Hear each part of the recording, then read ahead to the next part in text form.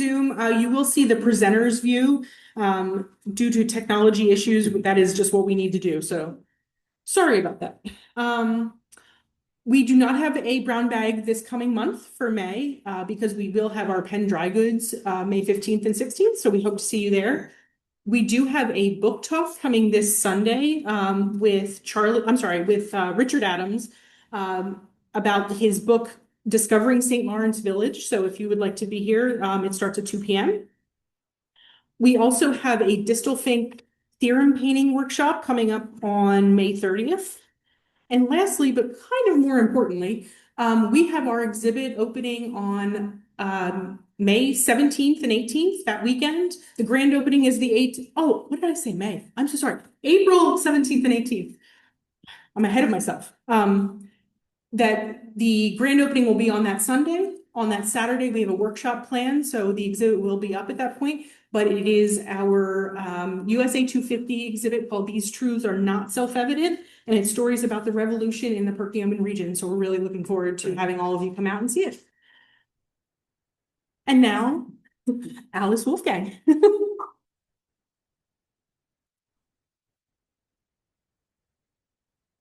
Thank you. And thank you all for coming. I wasn't sure how much interest there would be in looking at 2 diaries, but this interest of mine grew out of being a volunteer here and transcribing Mary Markley Boyer's diary. And I was so intrigued with the things that she shared.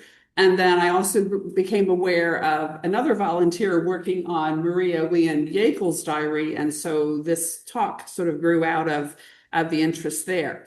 So we're taking a look at those women. I entitled it A Woman's Work Is Never Done, sort of as a working title when I first started working on this, assuming I'd come up with something better.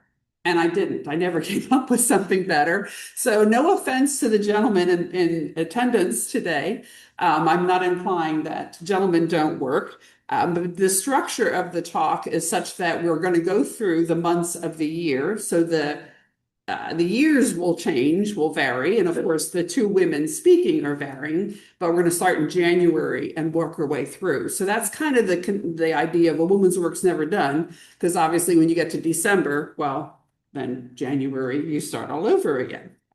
And I also thought it also is kind of nice if you get tired of listening to me and we're in October, you can be like, oh, she's almost done. So I thought there's a plus to that too.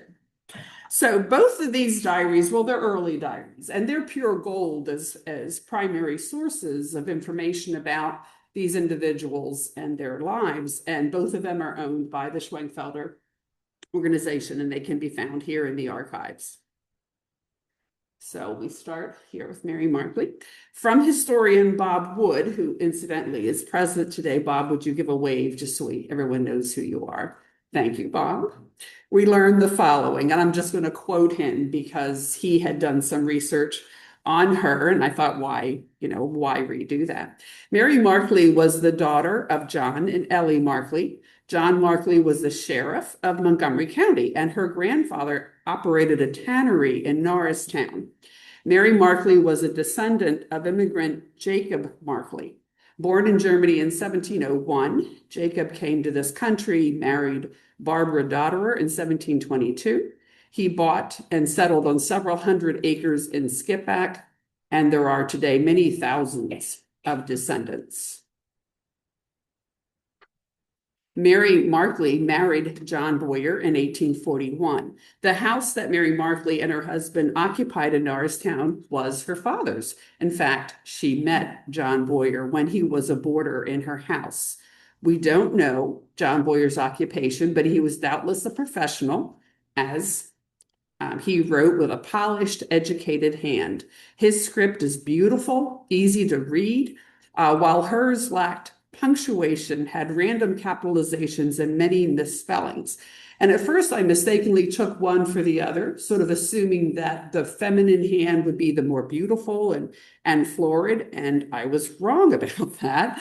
As Alan Kaiser explains in his epic book, How We Ate, I think there's still a few copies downstairs. Yeah, if you're interested in that book, it's a wonderful, wonderful book. Girls were taught to read so that they could read hymn books and the Bible, but rarely to write. And I had not realized that until I was doing this research. And to quote from Alan, one need only look at legal documents to see that even after 1830, many women signed with a mark. The Pennsylvania Free School Act was passed in 1834 and began to change that. So girls were mostly taught how to read. Writing was kind of secondary. So then I could forgive what I was feeling with. So the diary, I thought this was very interesting, was shared by both husband and wife. Just out of curiosity, how many of you keep a diary or journal of some sort? Okay, just one person up here. So then my next question is directly to you. Do you share it with anyone or is it just your exactly? Who among us would want to have our spouses reading our diary? But and that's what took place here. So Mary's diary is primarily a record of gardening and housekeeping and weather. Always the weather. Every day starts out with the weather. Also noteworthy, John regularly records births and deaths on the same pages. So as I said, they shared the journal. And as I was the one that was transcribing it, I was always on the lookout for any evidence that she was aware of that. Like, did it affect what she chose to write? I can't say that I saw any evidence of that, but I just thought that was really interesting that she was recording sometimes some pretty personal things and he would see it. So here you see her handwriting there on the right. And the journal they used was the Ladies' Annual Register, a publication which include monthly almanac pages. So opposite the almanac page is her diary. Mary and John Boyer were relatively well-to-do. Her family had lived for at least 3 generations in Norristown, the county seat. By her accounts, her house was large. She had live-in servants. She entertained guests at tea, she paid seamstresses to make dresses, and she occasionally shopped in Philadelphia. And here we see John's handwriting. So you see what I mean about how beautiful and easy it is to read his. This etching shows Norristown as it appeared in 1834. I just went searching for some images that would give us kind of a context of what their life was like, even though I can't point out to a home and say, oh, this is where they lived. And this photograph is undated, but it's a bird's eye view from the Norristown courthouse. Town building lots in the 19th century tended to be spacious. The usual layout was to build the house as close to the street as possible. In the back, there was a privy and then a path to a fenced garden. And then behind the garden and farthest from the house and along the alley was often a livestock shed housing a few pigs and chickens. Here's a north view from the courthouse. During the winter months, pigs were butchered in the backyard. The gardens often included medicinal herbs, berry bushes, grapevines, hop vines, as well as peach and cherry trees. The diary shows that she and her husband continued to live in many respects as Pennsylvania Dutch farmers did for generations. They maintained a large and varied garden, preserved produce and fruit, butchered, pickled, and smoked meats in the chimney, made sauerkraut, used lard lamps for illumination, and in general continued the customs of the Pennsylvania Dutch, despite living the town life of a comfortable social class. This also is from Bob Wood. The Pennsylvania Dutch have a word for city folks. And Bob, you might need to correct me here. Stadtlight? Stadtlight. City people. It's not a compliment. Yeah. Right. And I will go on and say that, but I think I thought it's sort of similar to saying city slickers today, like sort of, not quite. So despite retaining many of the practices of the area's Germanic farmers, Mary and John Boyer were considered Stadtlight. The term almost always used with mild contempt among the bushlight or the country people. City people were disparaged as being overeducated, overeaters, overdressed, having fancy ways. In short, not one of us. So I was trying to think of what do we, country people, what's a derogatory term? Country hicks? Yeah, I wasn't sure what we did with that. So here's the Maria Wieand diaries. They're dated 1864 to 1877. There's 13 in all.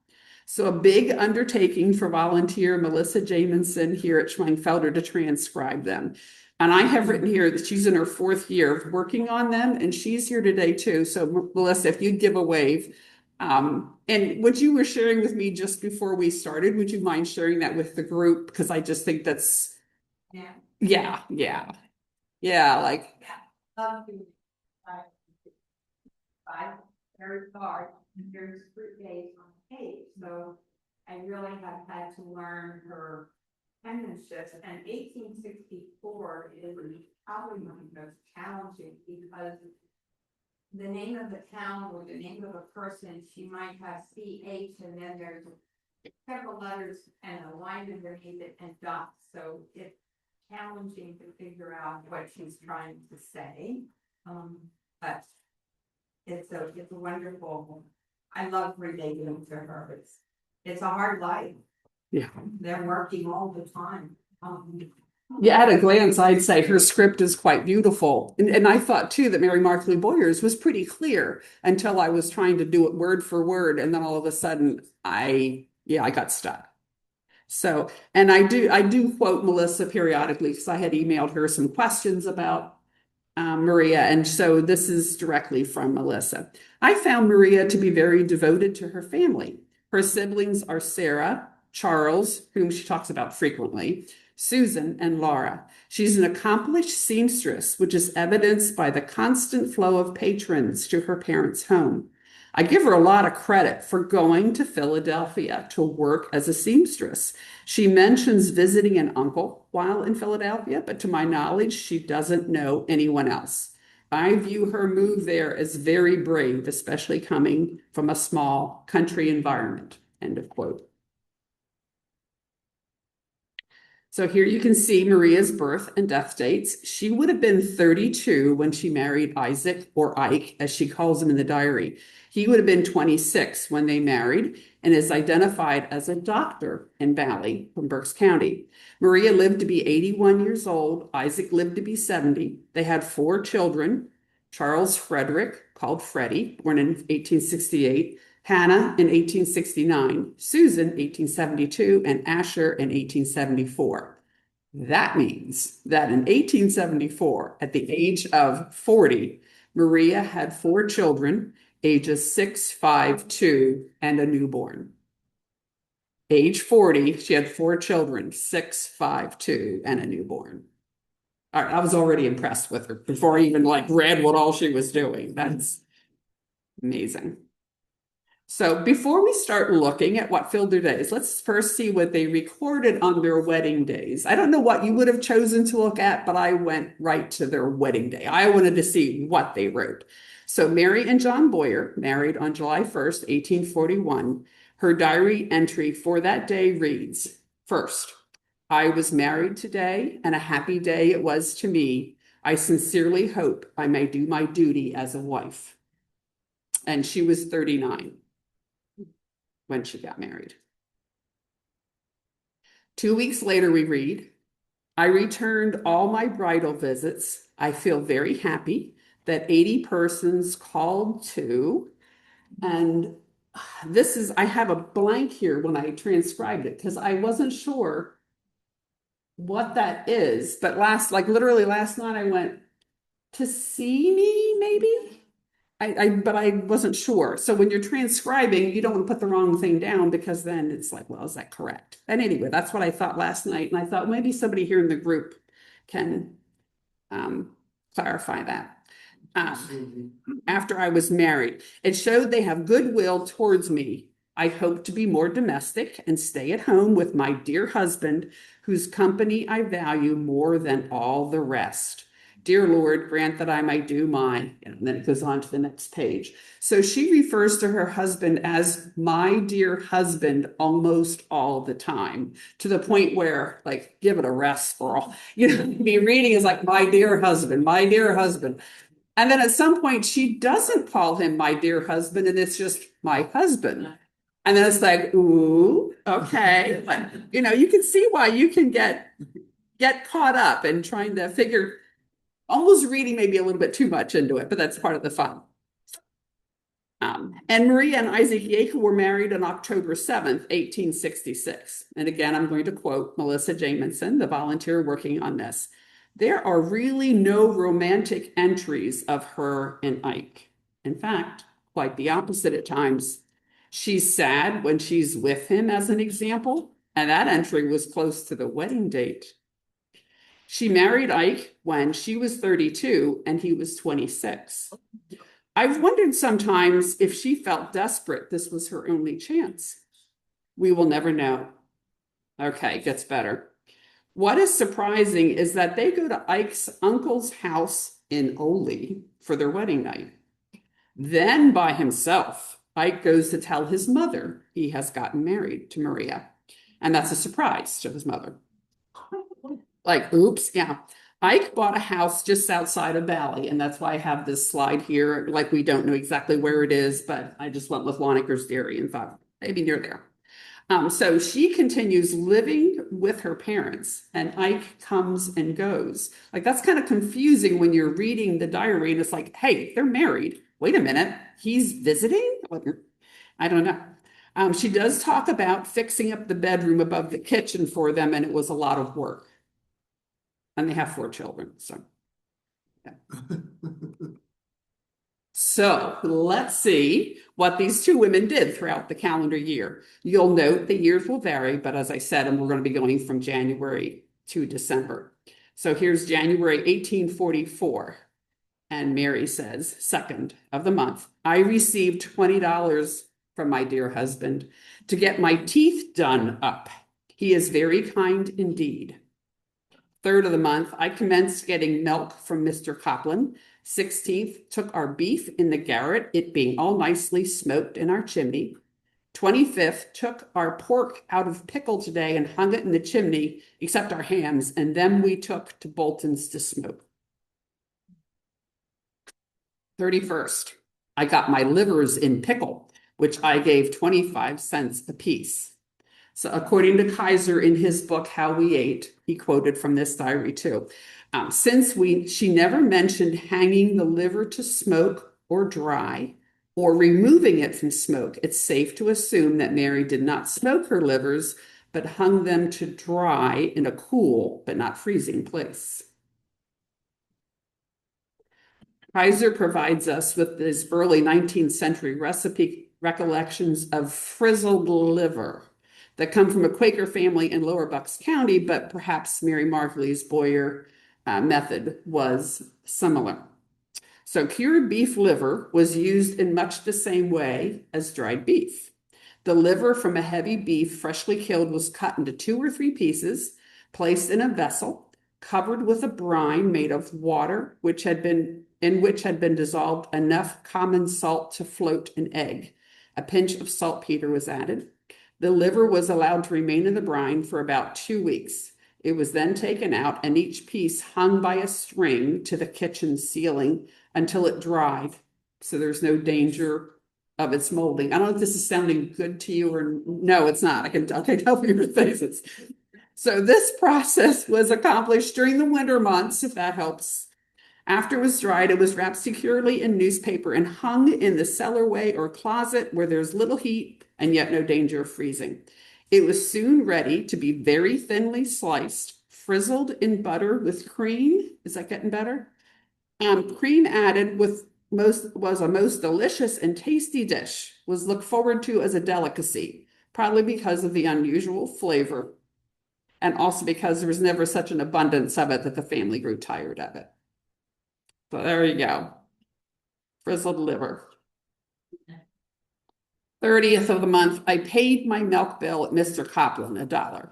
Every month, Mary mentions her milk bill. That was something else I got tired of looking at, like why? Like what's the fascination with the milk bill? Until I figured out, I think she's using this as a record. Just like we would record checks or, whatever system you use digitally or whatever to make a record of something, she was using this diary. It's like, okay, that makes sense of why she was doing that. Milk was not drunk as a beverage, but milk was used in cooking and poured on many dishes at the table, including potato pie. Here are photos of a wonderful potato pie made by Sylvia Conrad, and I have her recipe on the next slide. But it literally was the best potato pie I have ever eaten. So there was a group of us that met regularly to work on updating the recipes, found in Alan Kaiser's book, How We Ate. That book covers foodways up until 1830. So many of the recipes were quite minimal. And so Sylvia went to the Boyertown area cookery as a more modern cookbook, 1975, for this recipe that she used. So it was definitely a challenge, but I would say Sylvia certainly rose to the occasion. I wondered if that would get a reaction. And then Maria Wieand, 22 years later, Wednesday, okay, January 3rd, it's clear. We butchered 3 hogs, done at 5, went to bed early, feel tired. The very next day, January 4th, clear and cold, felt bad, had a headache, etc. Sue was sick too. Ma fried lard, etc. Sally helped. I salted meat. Pa and Sally cleaned rye and PM, went to bed early.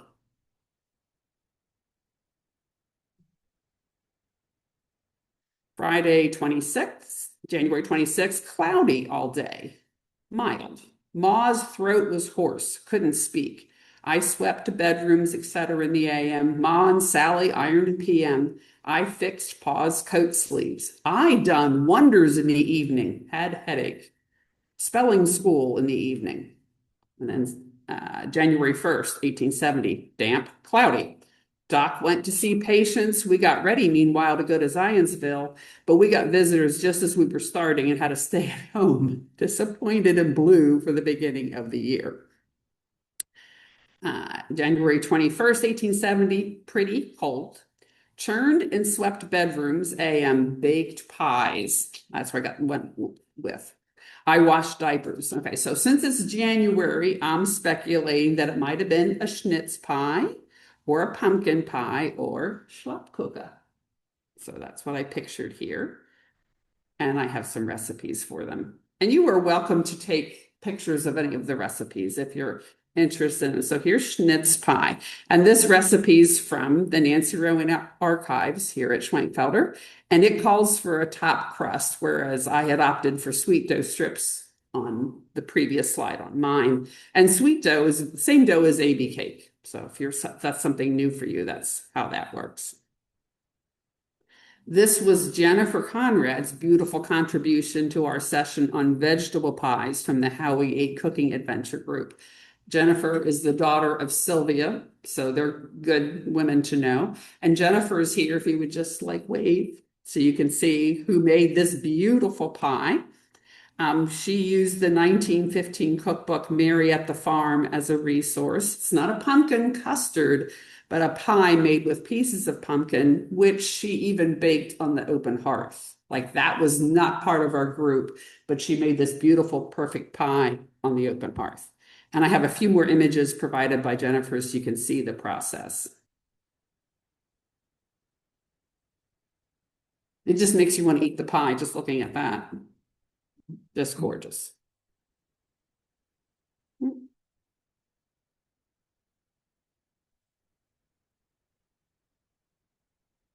right, that's not one we'll go there. All righty. Note the many possible names from How We Ate for this end of the baking day pie. We just called it slop pie in our house, but look at all those. Yeah.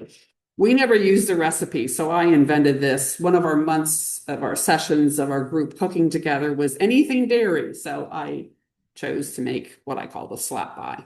But if you make it with other proportions, it'll work too. I just made up something. All right, February. First of this month, our society met to make clothing for poor children. Met at Mrs. Bean's, the society seems to have encouraged many new members.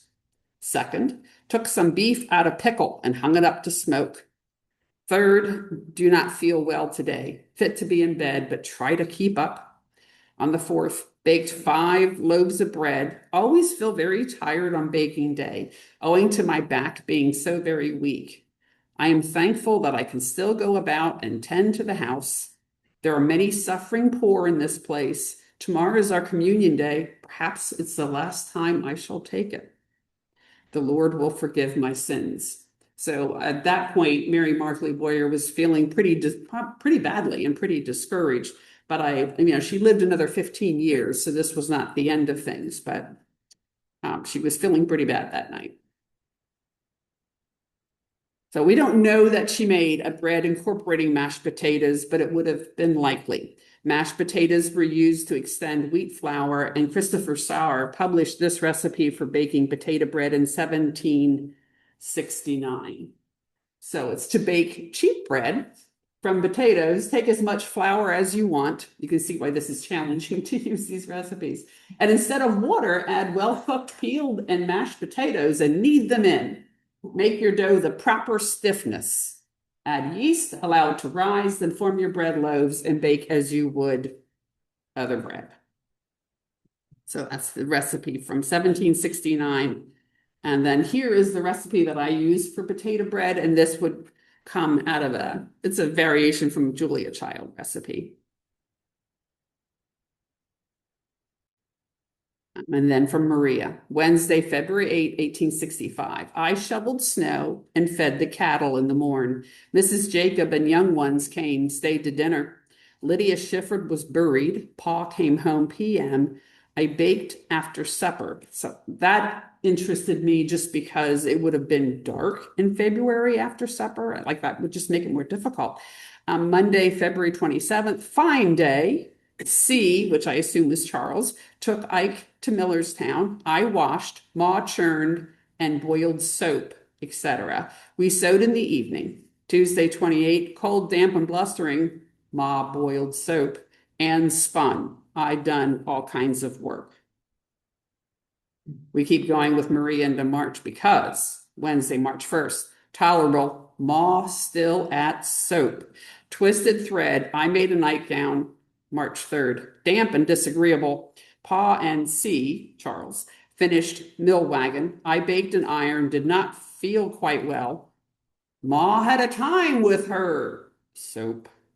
All right at last. Put wood stove in the kitchen in the evening. Oh, so is this lady making soap on the open hearth all these days? It's around 1840 to 1850 that the cast iron cooking stove came to Pennsylvania. Now, many people still use their bake oven, though, well into the 20th century. But she would have had a wood stove, but put it in the evening.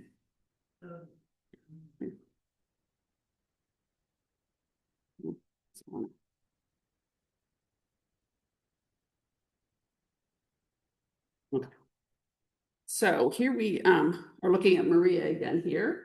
Warm and very pleasant. I got the ledger in the morning, went for work, did not succeed at the first places. So here she's going into Philadelphia, which, this takes courage for her. She's going from shop to shop, presumably. March 21st, warm and sultry, rain in the evening. I went to 3rd and Noble, because there we have a bit of an address, to a shop. Basting operator was not there. Went back again, sewed at my silk skirt AM, went to Thompson's.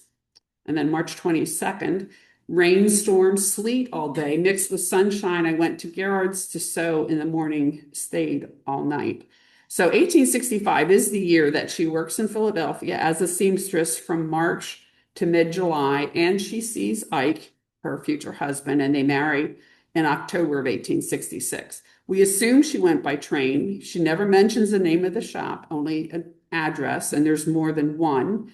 She never says where she's living, so perhaps a boarding house, and she sews at home for people that come to her parents' house.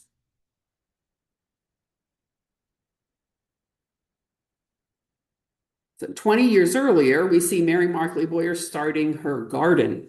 So on the 15th, dug our little cabbage bed today, ready to sow on the 17th. 16th, a dreadful snowstorm. Will not get to sow my cabbage seed tomorrow. It's very cold. 17th, very cold, a great deal of snow. 24th, it's very cold. I really do think this is uncommon weather, but this sounds pretty much like us today, isn't it? Like this morning, it's so cold. I note it down for a curiosity. 31st, sowed our cabbage seed. So March 17th is St. Gertrude's Day, and that's the day that cabbage seed was meant to be sown. So that's why she's talking about this and trying to get it done. Gardening was done by the calendar, and I recall trying to get my peas in by St. Patty's Day. So it's that same kind of thinking. Here in April. Third of the month, William Campman came to dig garden half the day. We planted our onions and beets and early peas and parsnips, and we planted our cabbage. Second of this month, planted our kidney potatoes. 6th of this month, uncovered the strawberries.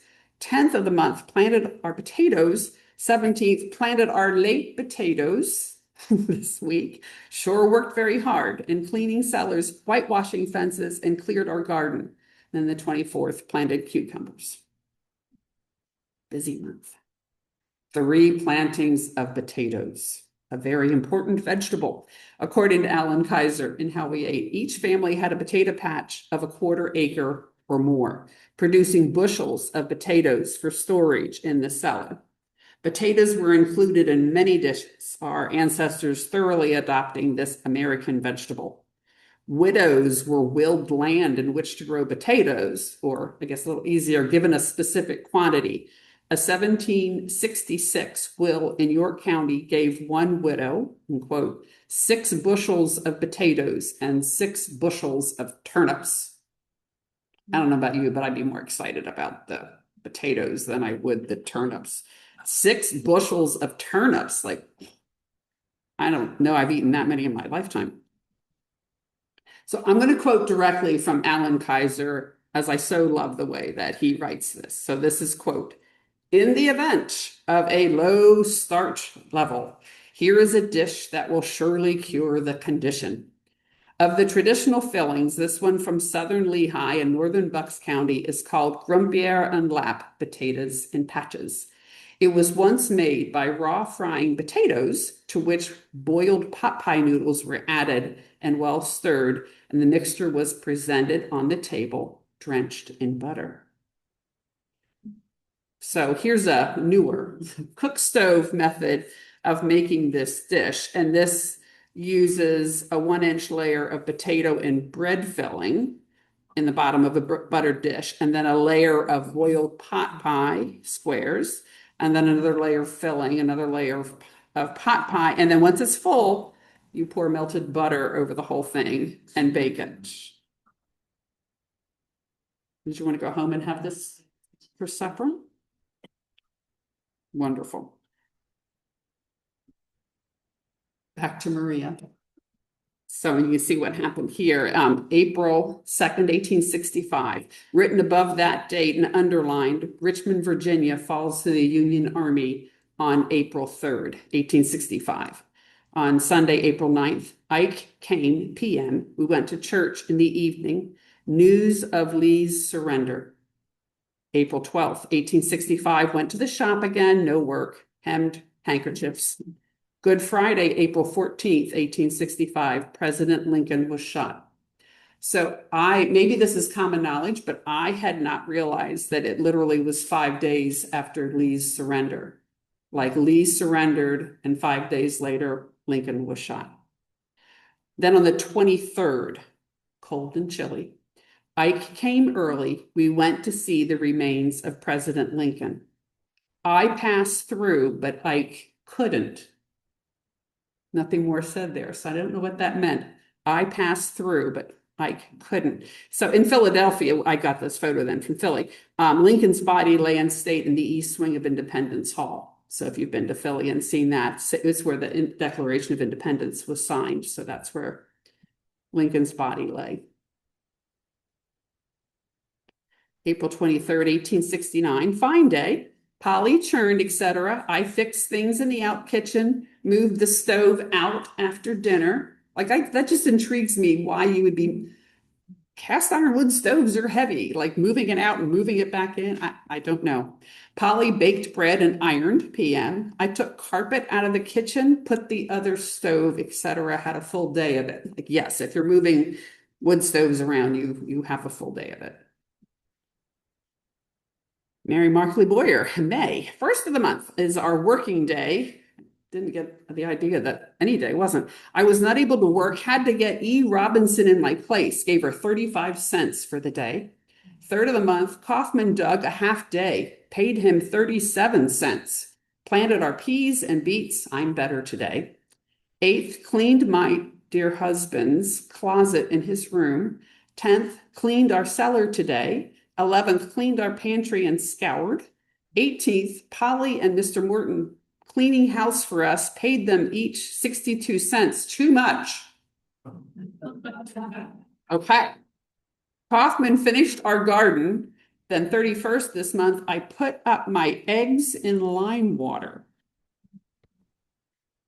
Lime water eggs refer to a method of preserving fresh, unwashed eggs for long-term storage up to 18 months by submerging them in a solution of pickling lime, calcium hydroxide, and water. This process was meant to seal the pores of the eggshell, preventing bacteria and air from entering and causing spoilage. 18 months. Instead of trying to preserve eggs, let's turn to a much more interesting use of eggs from Mary Elizabeth Hiester's cookbook. Mary Elizabeth Hiester's manuscript is one of the oldest surviving cookbooks kept by a Pennsylvania Dutch woman, has 75 numbered and indexed pages, followed by 16 pages of recipes and notes entered at a later date by a different hand. And that too is part of the archives here at Schweinfelder. And I also was allowed to transcribe this, which was great fun. Her handwriting's beautiful. I do have the recipe typed on the next slide, but I wanted you to see her beautiful script. And I'll let you read, I won't read the whole thing to you, but I'll let you read it. But do take note, 9 eggs to each quart of milk, 3 quarts. So we're talking 27 eggs to make this ice cream. And just in case you need an image to imagine what it might look like. I know that's cruel.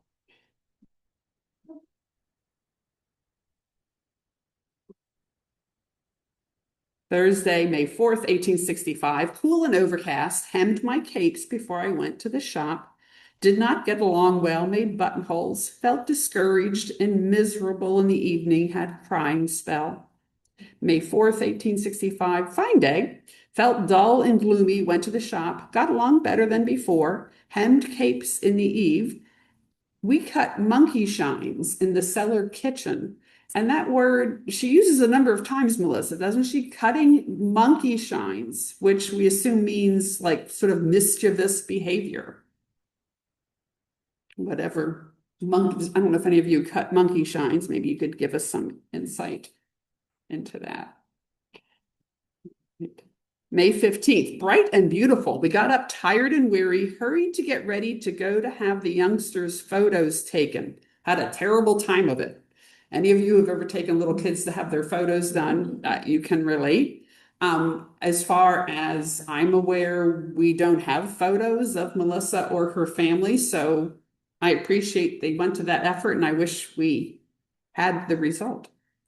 May 30th, cloudy all day. I was in the garden in the AM, killed and picked chickens, PM. Polly cooked and fought the young ones. That's the word that's used, fought.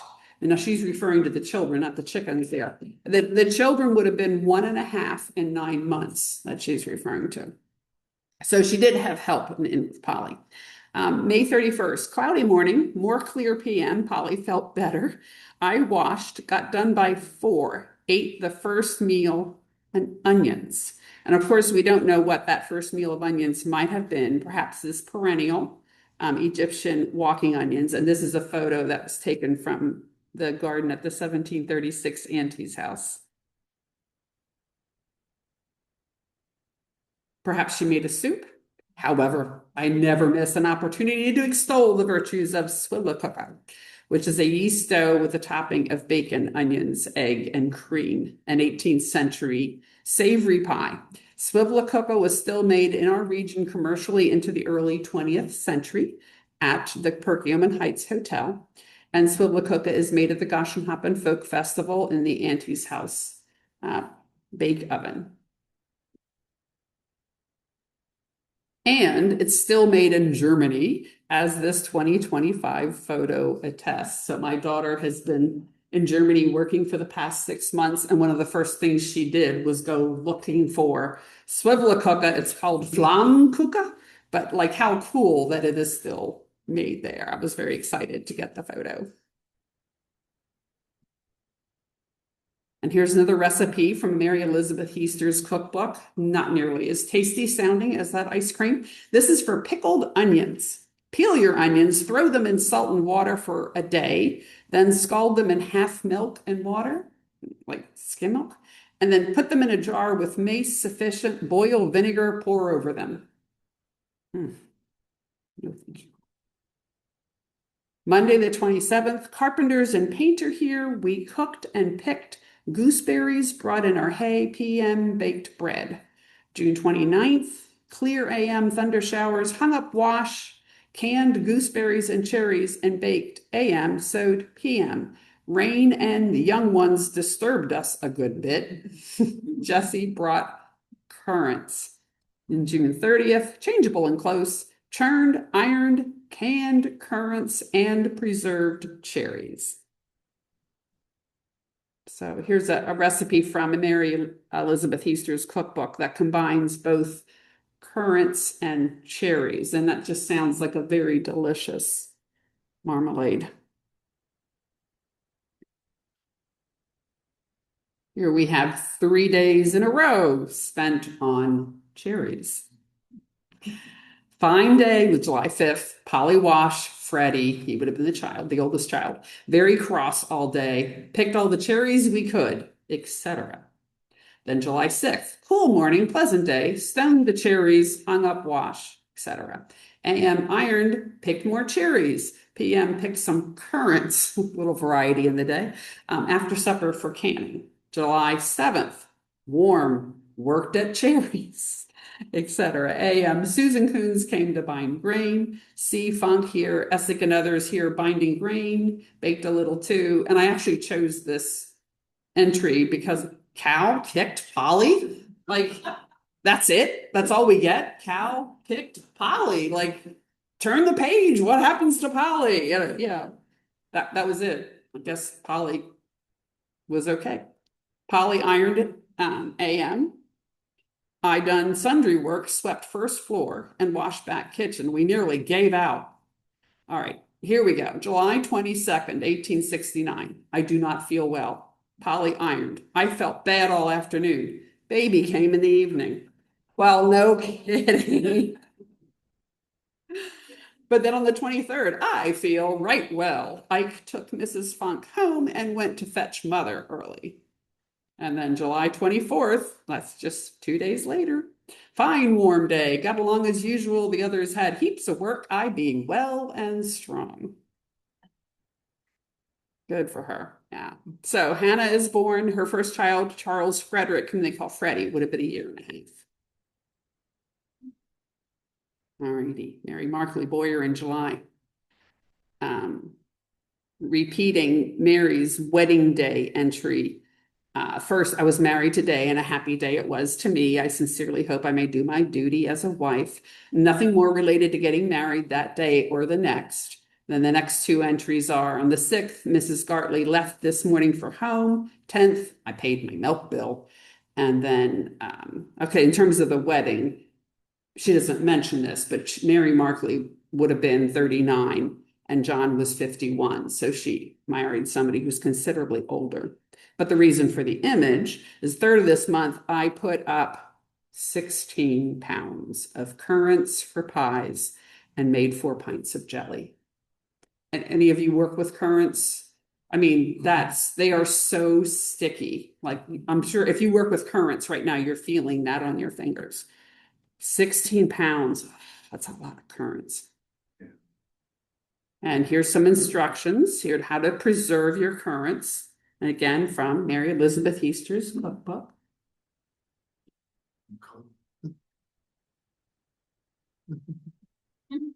August 16th, 1869, clear and windy. Polly washed, hung up wash same day. Youngsters very cross. Picked off elderberries till 11 o'clock in the evening. Joe Funk here hauling manure. August 17th, cloudy morning, baked, had fire in the bake oven to dry the elderberries. 3 years earlier, though, we find this sad entry in Mary's diary. I'm sorry, Maria's diary. Monday, August 20th, 1866, clear and cool. I felt sick. I mended old duds. Ma and I were in Boyer's new house. Ike came from town. I feel miserable as usual in his presence. I feel miserable as usual in his presence. And then they get married in October of that year. So that also ties in with the photo. Back to elderberries. Saturday the 21st, 1869. Hot enough to melt a body. Ike and I didn't eat breakfast, felt bad. Baby very cross. Had her baptized. Anybody who's been to church for an infant baptism, you can picture if the baby's very cross, what that means. Reverend Bossler here to dinner. I think you mean Polly. Baked AM, canned tomatoes, and finished the work PM, washed after dark. Wednesday, August 25th, hot and dry, everything withers. They dug up some of our potatoes, Polly baked. We ironed by jerks, like JERKS. So start and stop, maybe? I wasn't sure what that meant. We ironed by jerks. I felt very sick, not fit to do any work. Since we mentioned elderberries, here's a simple pie recipe. My mother would make an elderberry apple pie, which is very good, less time consuming than cleaning a lot of elderberries, and you just substitute some apples in with the elderberries. Potatoes, they're a focus again in August of 1840 here. So Mary Markley Boyer, second of the month, planted all the celery we had to plant. Third of this month, I went to the store. Thought this was interesting to see like what you could buy at the store. Sugar, starch, rice, cinnamon, muslin, cotton, linen, and a painted bucket. Fourth, we planted some endive out. Sixth, we took up potatoes out of the lower bed. 10th, sowed our turnip seed. 26th, we took up our potatoes, all of them. 27th, got our winter coal in today. In honor of yet another mention of potatoes, I'll share a recipe for potato filling here.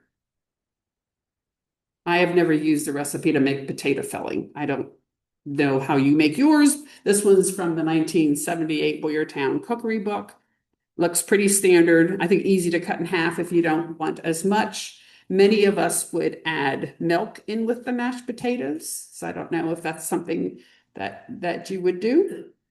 But this recipe doesn't call for milk. Sauteed onions and celery in butter. Nancy Rowan would start with onions and then add the celery. Alan Kaiser would start with celery and then add the onions.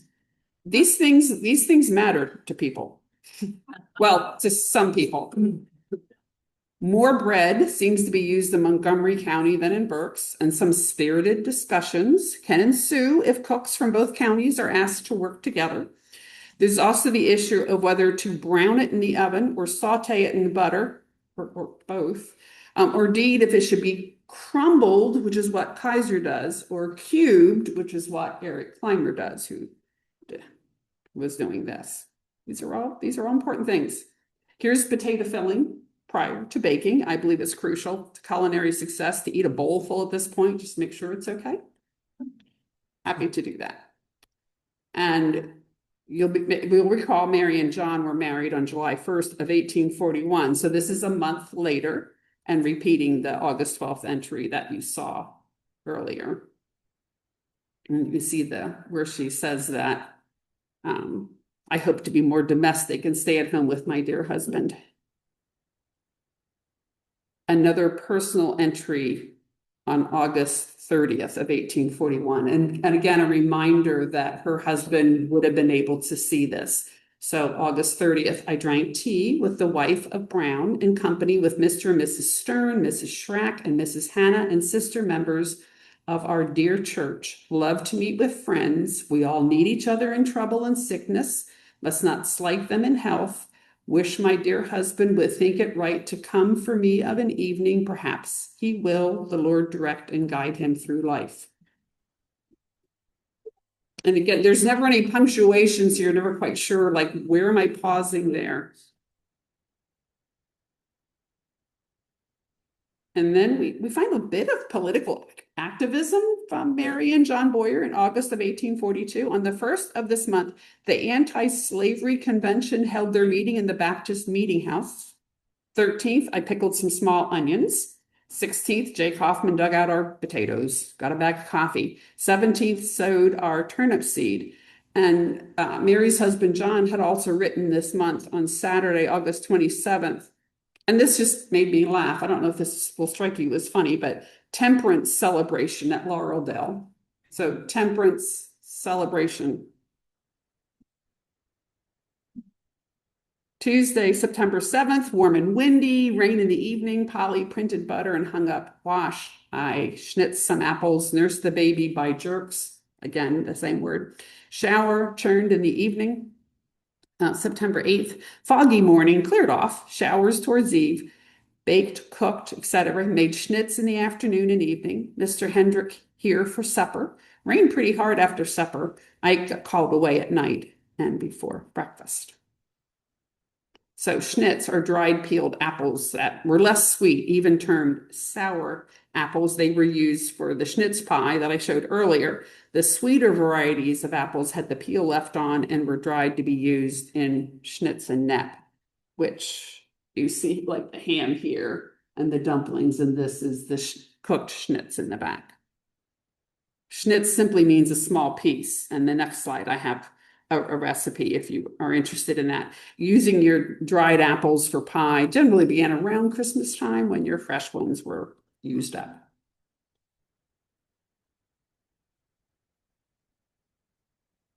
September 1842, 9th of this month, I paid my milk bill. Her cow is dry. I am to get cream of Mrs. Roth. 13th, cousin Betsy Porter has sailed today. Poor thing, I pity her very much. So that's something that happened there too. 20th, put our tomato pickle up today. Cousin Caroline came to spend a few days with us. Put our tomatoes up. Sister Hetty done them. They are very nice. 22nd, made our sauerkraut today. This is why I picked this entry. 23 heads of cabbage. Anybody here make their own sauerkraut? Okay, a few people do, yeah. But 23 heads of cabbage.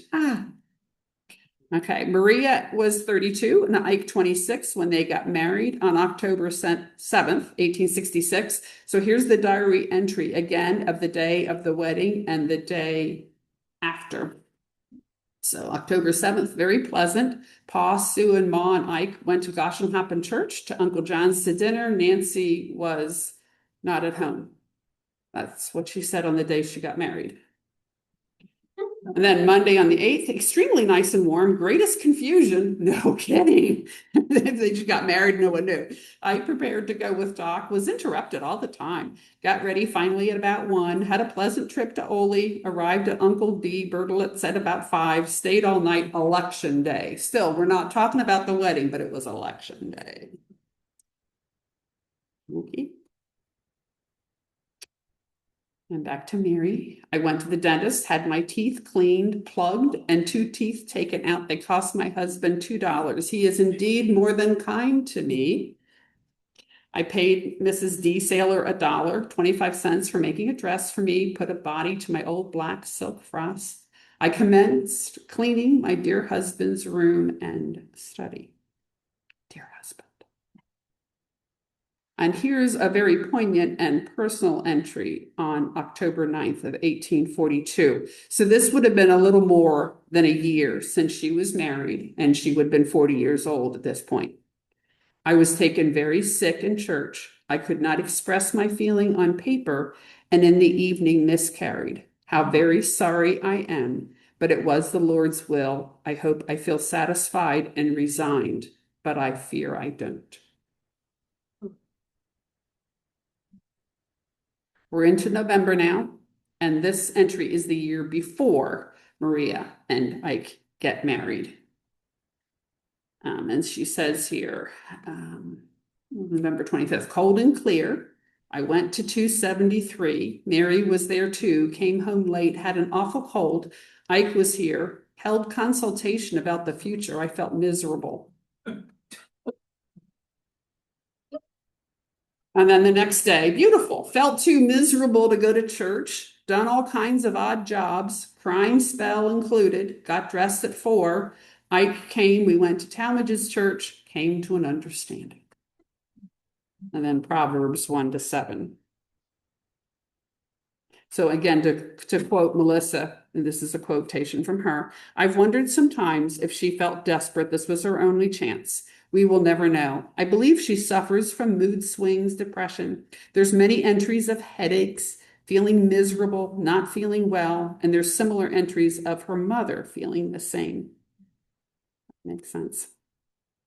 So Maria and I get married in October of 1866, and here we find an explanation of Maria continuing to live in her parents' house 1 month later.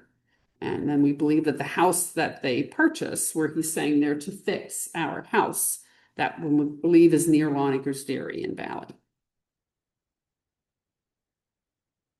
Here's an example of making donuts as a bread. We tend to associate donuts with something special, Fastnacht Day, but it was a quick way of making a substitute like for your bread rather than firing up the bake oven, which is, many hours process there.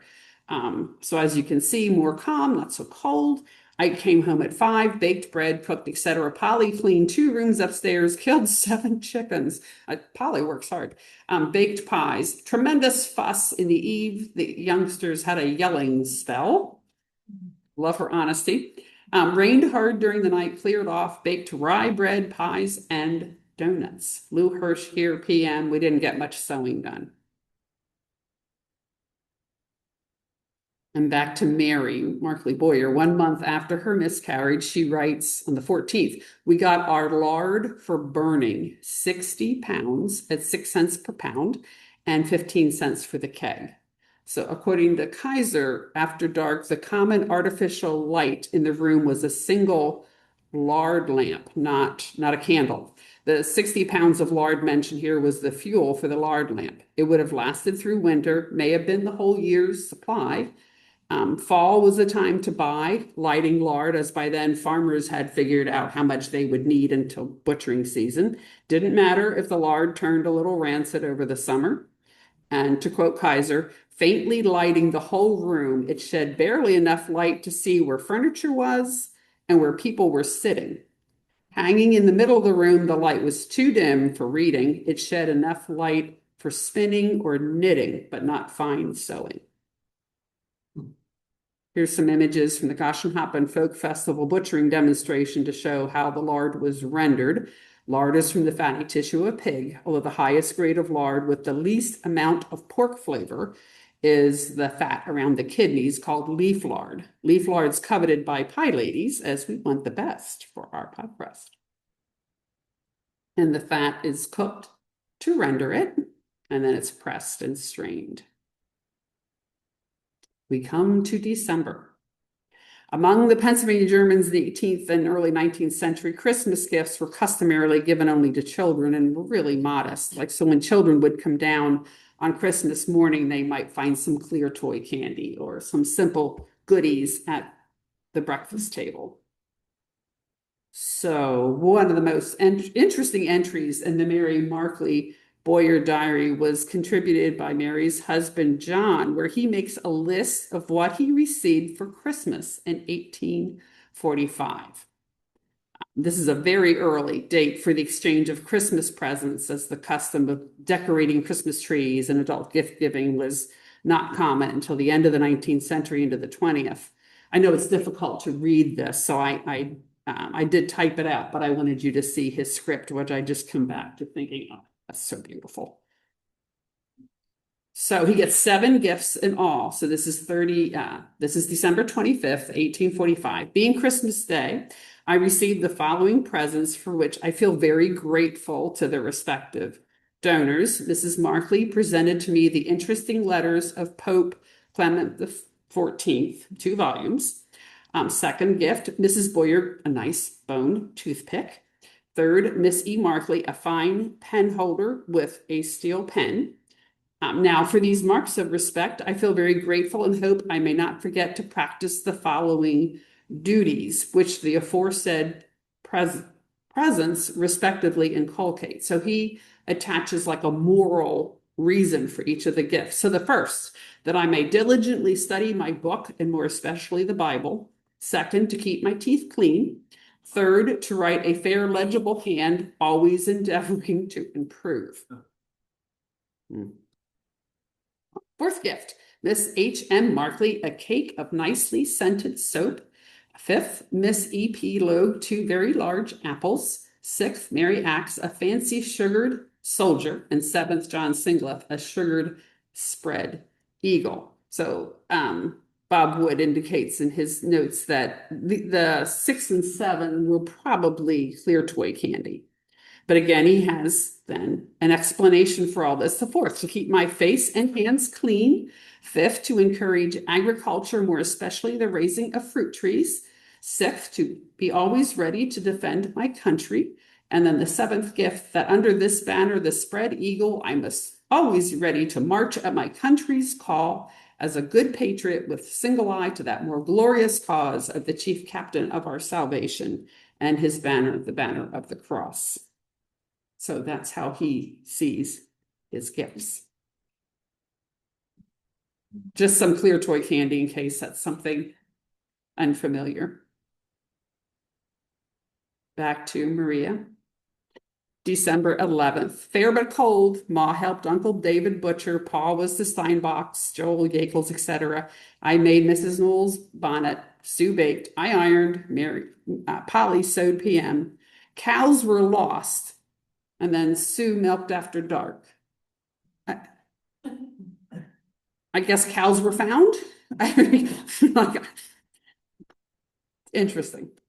And here's Christmas Day for Maria Wieand in 1866 and 1869. So in this 1866, she doesn't even mention it as Christmas. And then in 1869, she does identify it as Christmas. And you can see, what their activities were there. They weren't exchanging gifts or celebrating. It says she got up late, stuffed a roaster for dinner.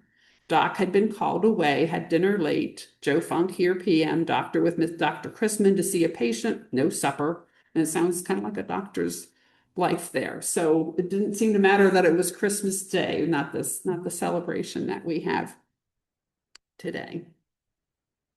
And we come to the end of the year with this wonderful photograph, and this is part of the H. Winslow Fegley's collection here at Schweinfelder. It's circa 1900, so it's a little later than what we've been looking at, but I just think it's a beautiful photograph to end on. It's called Preparing Cakes and Pies for Christmas Dinner. And absolutely, acknowledgments are important for the people who were a resource for this talk. So thank you very much for your attention. I think I might have gone over a little bit, but I appreciate your time and attendance here.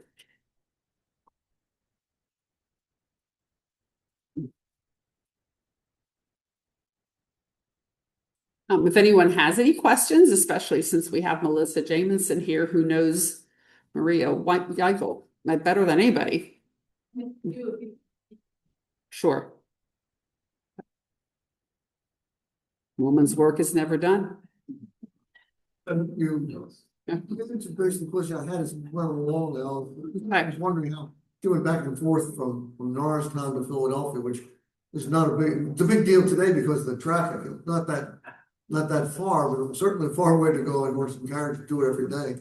Yeah, If you go to probably on the train. I think that's what we assume, Melissa, right, that she took the train. When the train service started between Norristown and Philadelphia? Okay, the question is, do we know when train service started between Norristown and Philadelphia?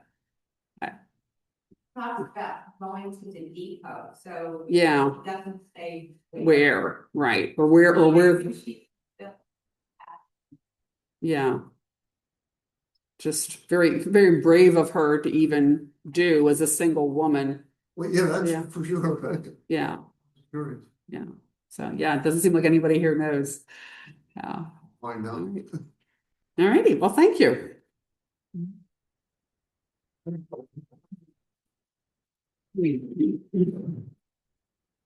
just gonna like turn things off, but I thought I better let you do that. That was wonderful. Yeah. Okay.